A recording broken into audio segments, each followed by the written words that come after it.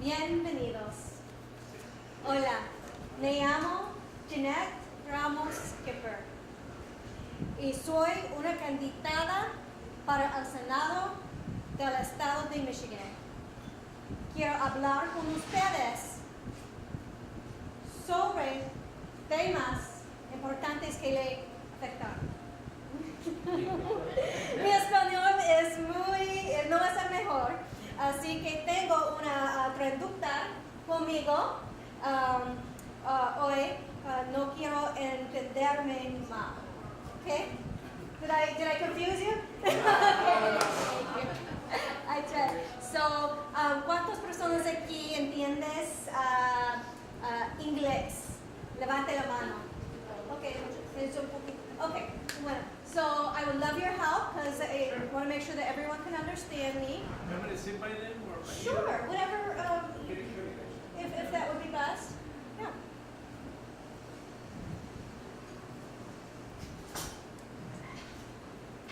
So I'm running for Michigan State Senate because I believe that our voices need to be elevated. I feel as if my voice has been left unheard and underrepresented for too long.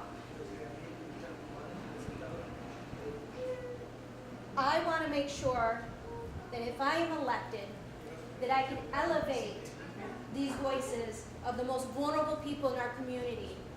Those who are suffering with mental illness, those with disabilities, those who need health care, and those that need a living wage. These are the things that I'm fighting for our community. Because we don't really just want to survive, we want to thrive. And I want to see our community members thrive, not just the top, but people in between and all of us on the bottom. We must survive and thrive together. My passion is mental health, and that is access to mental health care. I've experienced with my family members the obstacles in receiving treatment for mental health. And I want to make sure that their voices are heard and elevated. I want to remove those obstacles. And I'm going to work really hard in the state senate to remove those obstacles that keep people from accessing mental health treatment. I want to support the funding for mental health. I want to hold accountable the institutions that are turning people away and that are violating our federal parity law. I also want to work on prison reform. We are currently paying $35,000 a year in our tax dollars for one person to be incarcerated. We have a lot of folks that are incarcerated due to untreated mental health and substance abuse issues. We could have excellent mental health and substance abuse treatment centers if we used those funds instead of incarceration, rehabilitation. And I believe that we need people with a passion like myself to move that ball, to cast this vision, and to get people on board. And that's what I intend to do. I'm fighting for our public schools. Currently, our public money, our tax money, is being used for for-profit education. It's also being used, taken out of the education fund and used for other purposes. That leaves our teachers with larger classrooms to work with, under-resourced, and we already know we're buying the school supplies for our children. We need to begin funding our education better, equitably, and we also need to be making sure that our funding stays in the education fund solely for educational purposes and only to our public education systems, not the private sector or the for-profit sector. Additionally, we have a huge issue with affordable housing in our area, and I really want to work on that. And I have some ideas on how I can work on that with local landlords to bring affordable housing. And it's just one little piece of it, but it would be giving them, those landlords, the same tax level that they would have for their homestead. Because right now, if you're renting a home, you're paying basically a tax and a half what somebody would pay if they owned a home.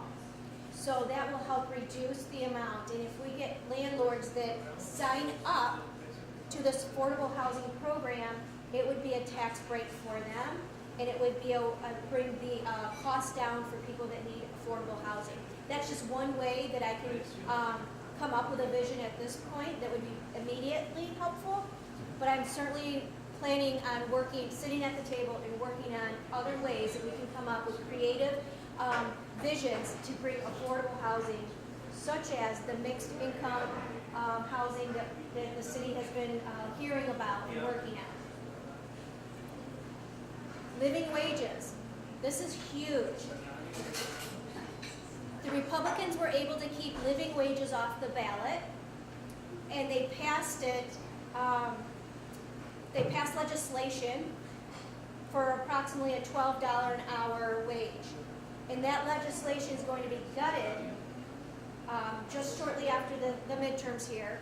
That will be gutted so that you are having less than what was passed legislatively. Because they passed it now, they can change it, versus if it actually stayed on the ballot and we voted for it, it would be harder for them to change it. The ballot, we were asking for $15 an hour. We were asking for sick pay and vacation pay. So being that's off the ballot, who's ever in legislation, they can change anything with that. I am fighting for $15 an hour. I'm fighting for your ability to be home with if you are sick and get paid, if you're home with your children that are sick and get paid. I am fighting for that for you, and for vacation time. It's really, really important that not only do we work on affordable housing, but at the same time making sure we're bringing your wages up. Our wages have been stagnant, and the cost of living continues to rise, and we need to address that legislatively. If you vote Democratic, if you vote for me, you will have somebody that is fighting for you. We have other people on the ballot that are fighting for these exact same things. And that's why it's so important, this election, that you would vote democratically. The Republicans at this point, they want that money to go to the corporates. They're all about backing the big business. Together, we need to collectively send a message that we matter. And this is my stance, is that people over profits, people over power, and people over party. You are important, and you matter most, and I will fight for your rights, your liberties, and your ability to live and thrive in our community. And I ask for your vote and your support this fall.